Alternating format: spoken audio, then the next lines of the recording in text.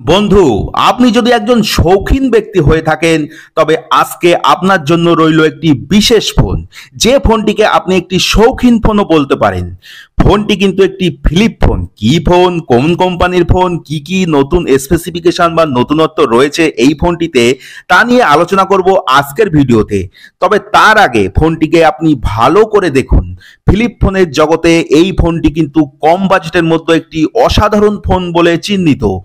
এক নজরে আপনি ফোনটিকে খুব ভালো করে দেখুন, দেখে বলুন তো ফোনটির নাম কি, এটি কোন কোম্পানির ফোন, কমেন্টে লিখে জানান দেখি। হ্যাঁ, এতক্ষণে নিশ্চয়ই আপনারা কমেন্ট টমেন্ট করে জানিয়ে দিয়েছেন। হ্যাঁ, নিশ্চয়ই আপনি ফোনটি চিনতে পেরেছেন। তো চলুন দেখে নেওয়া যাক এই ফোনটি কোন কোম্পানির ফোন। এই ফোনটি কিন্তু ওপোর একটি ফোন।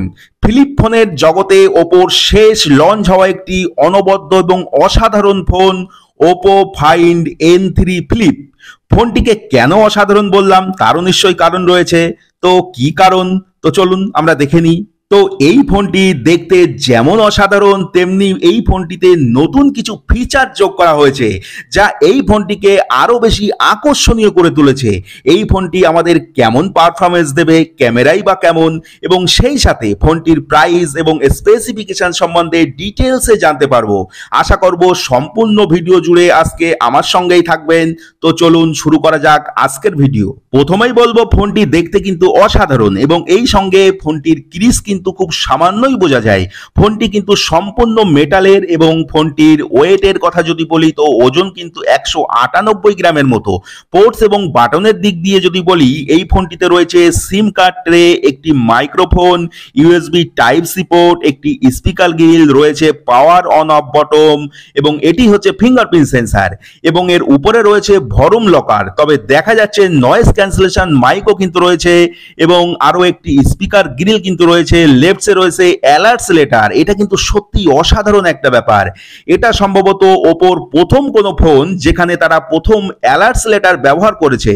আর এবার যদি এই ফোনটির ক্যামেরার কথা বলি তবে এই ফোনটির পেছনে রয়েছে 3টি ক্যামেরা, আর রিয়ার ক্যামেরায় পাবেন দুর্দান্ত ক্যামেরা সেন্সার, যা ওপোর ফ্লিপ ফোনের জগতে এই ক্যামেরাটি একটি অনবদ্য ক্যামেরা। ট্রিপল ক্যামেরার এই ফোনটির মেইন সেন্সারটি পাবেন 50 মেগাপিক্সেলের একটি সনির IMX890 সেন্সার, এবং সেকেন্ড যে সেন্সারটি সেটিও পাবেন একটি সনির সেন্সার, যেখানে 48 মেগাপিক্সেলের আরো একটি আল্ট্রা হোয়াইট অ্যাঙ্গেল লেন্স ব্যবহার করা হয়েছে। এবং থার্ড যে সেন্সারটি সেই সেন্সারটি পাবেন 32 মেগাপিক্সেলের আরো একটি পোর্ট্রেট ক্যামেরা, আর এই সেম 32 মেগাপিক্সেলের সেম সেন্সার কিন্তু দেওয়া হয়েছে ফোনটির ফ্রন্ট ক্যামেরাতে। তাহলেই বুঝুন যে এই ক্যামেরাকে কেন ভালো ক্যামেরা বলবো না। তো ভিডিওগ্রাফির কথা যদি বলেন তবে সেক্ষেত্রে ফ্রন্ট এবং ব্যাক দুটি ক্যামেরা থেকেই কিন্তু আপনি 4K @30 fps এ ভিডিও রেকর্ডিং এর সুবিধা পাবেন। আর এবারে সরাসরি চলে আসবো এই ফোনটির ডিসপ্লে প্রসঙ্গে। তো ডিসপ্লে প্রসঙ্গে যদি বলি তবে এই ফোনটির পেছনে অর্থাৎ যে কভার ডিসপ্লেটি রয়েছে সেই ডিসপ্লেটি পাবেন আপনি 3.26 ইঞ্চির একটি অ্যামোলেড ডিসপ্লে, যেখানে পর্যাপ্ত পরিমাণে ব্রাইটনেস দেওয়া হয়েছে। এই ডিসপ্লের অর্থাৎ কভার ডিসপ্লের ব্রাইটনেস লেভেল কিন্তু আপনি 900 নিটস পাবেন, যেখানে যথেষ্ট ভালো রিফ্রেশ রেটও দেওয়া হয়েছে। এবারে চলে আসি মেইন ডিসপ্লে অর্থাৎ ভেতরের ডিসপ্লে প্রসঙ্গে। ভেতরে যে ডিসপ্লেটি রয়েছে সেখানে 6.8 ইঞ্চির একটি এলটিপিও অ্যামোলেড ডিসপ্লে রয়েছে। এই এলটিপিও ডিসপ্লে হওয়ার কারণে এখানে কিন্তু হাই রিফ্রেশ রেট সাপোর্ট করে, যেটা আসলে আপনার কাজের উপর ডিপেন্ডেন্ট। তবে বেশিরভাগ ক্ষেত্রেই কিন্তু এখানে রিফ্রেশ রেট পাবেন 120 হার্টজ। তবে হ্যাঁ, কভার ডিসপ্লেটি অ্যামোলেড প্যানেল হলেও এখানে কিন্তু 60 হার্টজের রিফ্রেশ রেট পাবেন। মেইন ডিসপ্লেতে কিন্তু আপনি HDR10+ এর সাপোর্ট পাবেন, সেই সাথে ডিসপ্লেতে পাবেন 1600 নিটসের পিক ব্রাইটনেস কালার, যেখানে দাঁড়িয়ে ইনডোর এবং আউটডোর সেকশনে যার ব্রাইটনেসের ঘাটতি কিন্তু আপনি কখনোই ফিল করবেন না। চিন বেজেলও কিন্তু যথেষ্ট কম রয়েছে। তো ডিসপ্লে নিয়ে যখন কথা বলছি, যেহেতু এটি একটি ফ্লিপ ফোন, সেখানে দাঁড়িয়ে ওপো দাবি করছে এইটা কিন্তু আপনি লাইফ টাইম ইউজ করতে পারবেন। শুধু তাই নয়, ঠিক এই জায়গায় দাঁড়িয়ে ওপো দাবি করছে তাদের এই ফ্লিপ ফোন 6 লক্ষ বার কিন্তু ফ্লিপ অর্থাৎ ফোল্ড করতে সক্ষম, যেখানে অন্য ফোন 2 থেকে 3 লক্ষ বার ফোল্ড করার নিশ্চয়তা দেয়, সেখানে দাঁড়িয়ে ওপো কিন্তু বলছে 6 লক্ষ বার আপনি কিন্তু ফোল্ড করতে পারবেন। তবে দিনে আপনি যদি 60 থেকে 65 বার ফোনটি ফোল্ড আনফোল্ড করেন, তবে সেই জায়গায় দাঁড়িয়ে কম করেও কিন্তু আপনি ফোনটি 10 বছর টেকসই হবে। এটা কিন্তু একটা দুর্দান্ত ব্যাপার, আর এ কথা কিন্তু ওপো বলছে। এবারে চলে আসবো সরাসরি এই ফোনটির স্পেসিফিকেশনে। ফোনটিতে ব্যবহার করা হয়েছে একটি ফ্ল্যাগশিপ লেভেলের চিপসেট ডায়মেনসিটি 9200, যেটা একটা 4 ন্যানোমিটারের চিপসেট, এবং সেই সাথে রয়েছে 12 জিবি র্যাম এবং 256 জিবি স্টোরেজ। তবে এই ফোনটির একটি মাত্র ভেরিয়েন্ট রয়েছে যেখানে র্যাম রয়েছে LPDDR5X এবং স্টোরেজ টাইপ আপনি পাবেন UFS 4.0, মানে সবকিছুই কিন্তু একটু ফ্ল্যাগশিপ লেভেলের পাবেন। আর এবার যদি এই ফোনটির AnTuTu স্কোরের কথা বলি, তবে AnTuTu স্কোর পাবেন 1.1 মিলিয়নের মতো, যা কিন্তু গেমিং এর দিক দিয়ে কিন্তু একদম সঠিক নিশ্চয়তা দিচ্ছে। আপনি ভালোভাবেই বুঝতে পারছেন হাই সেটিংসে গেম খেলা কিন্তু আপনি এই ফোনটিতে অনায়াসেই করতে পারবেন। ব্যাটারি থাকছে 4300 mAh এর একটি ব্যাটারি এবং সেই সাথে 44 ওয়াটের একটি চার্জিং সাপোর্ট, কিন্তু বক্সে কিন্তু আপনি 80 ওয়াটের চার্জার সাপোর্ট পাবেন।